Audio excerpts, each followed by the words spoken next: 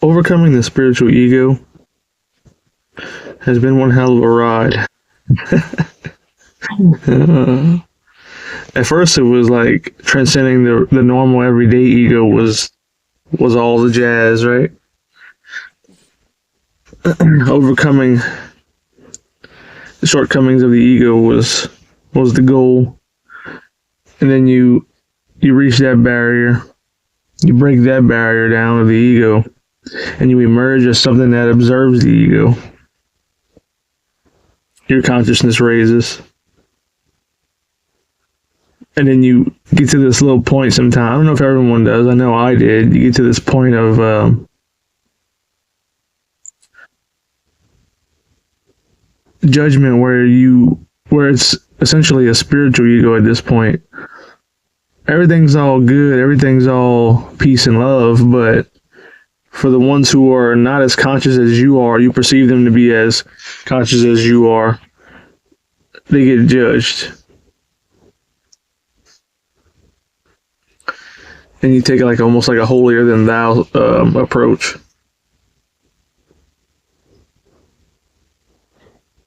And you do that enough, and then you feel the pain of that. Feel the pain of judgment. This spiritual journey is full of twists and turns, you know what I mean? The more conscious you become, the more you're conscious of, the more you are now conscious of the shadowy parts of you that I've talked about in other videos. And the spiritual ego is the big one, especially when it comes with family and stuff like that. But once you can sniff out the spiritual ego, and that comes too as the time, the more you work on yourself, the more the layers that aren't you fall away, and then you realize where you were holding at, where life had you holding, that you didn't realize it, you didn't see it, wasn't clear to you at that moment. But overcoming the spiritual ego, when you can catch yourself judging family members or friends for not being as conscious as you are, when you catch that, when you can catch it out, call it out, and love it, transmute that into love and understanding, because you were there where they are at one point as well. You were them at one point in your life. You didn't like to be judged at that point when you were when they're in their shoes, right? So look at it from that perspective. If you know what judgment feels like in any form throughout your life, and you can see that what you're doing by having this little spiritual ego of yours, because you think you're better than everyone, because you can see further temporarily at the moment, see further than others. Spiritual sight, basically. That they're not worthy, that they're not as good as you are. Yeah, maybe they're ahead of me in ways in life, but are they as conscious as I am?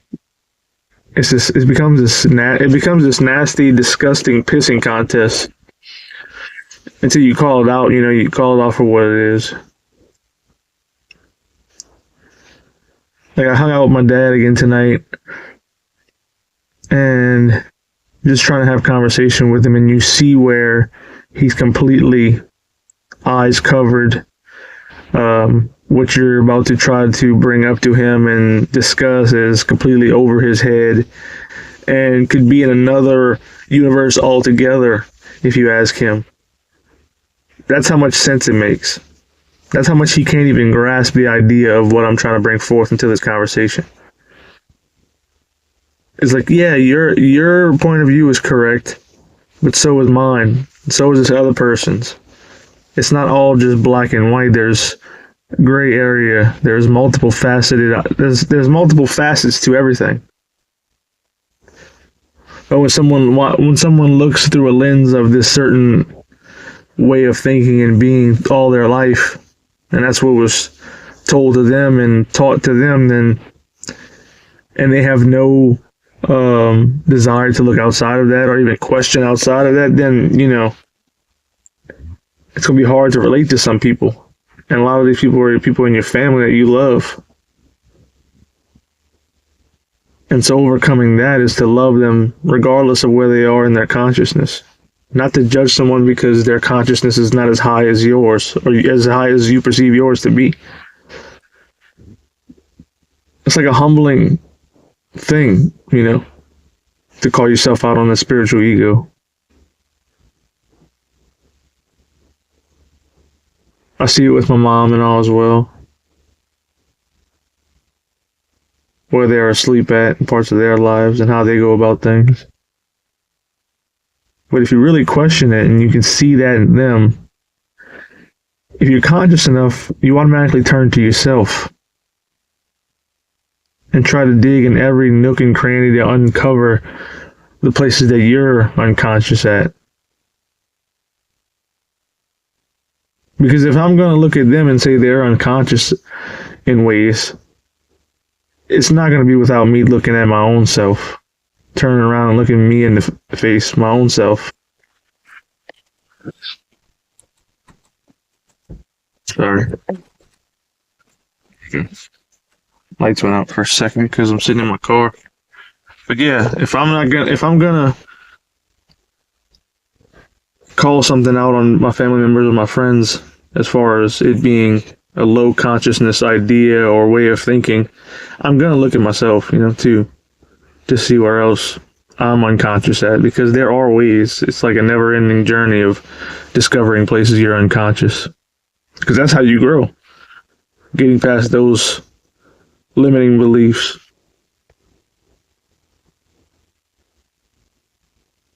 Getting past ways of thinking and believing that have brought you to a certain place in your life where you can no longer move forward without the change of those beliefs and ways of thinking. You become at a crossroads and you realize that the step you have to take is the one you've been ignoring and the one you've been putting off. In a lot of ways, the unconsciousness you see in others can be the blueprint of how you don't fall in that same category as them in ways of life. It's kind of like a cheat code in a way. Not to say that's not going to come with some pain. It's going to come with its own set of rules and its own parameters of pain. How much pain are you willing to take? And when I say all this, I'm talking again to myself as well. A reminder to keep my own self in check. And to take a hard look at what I'm doing in my own life. Because again, the unconsciousness is there in some way or form, and it's up to us to discover it and move past it. How brave are we going to be to do that, though?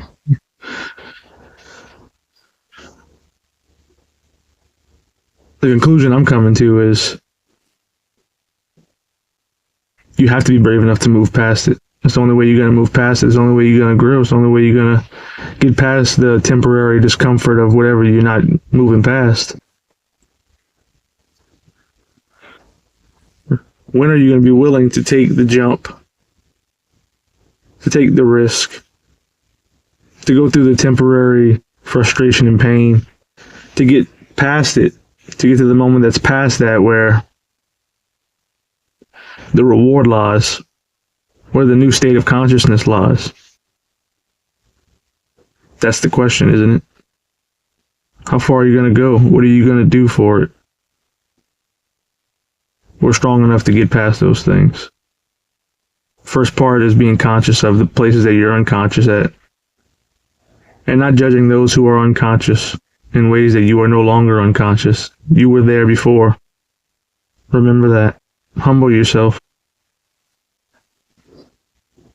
Yeah, I just had to make this quick video. I hadn't got to make a video. It's almost 12 o'clock at night. It's almost the next day. This will probably be uploaded the day and after I wanted to upload it. So it'll technically be a missed video because I wanted to upload every single day.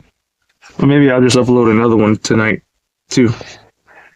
So I'll have 2 basically in one day. That's the goal. If not, no sweat. We pick it up again tomorrow, but I felt the intuition to make this video, and so I turned on the camera with the shitty lighting and made this video. Hope you all had a great Saturday night. And with love and peace, I'll catch you next time.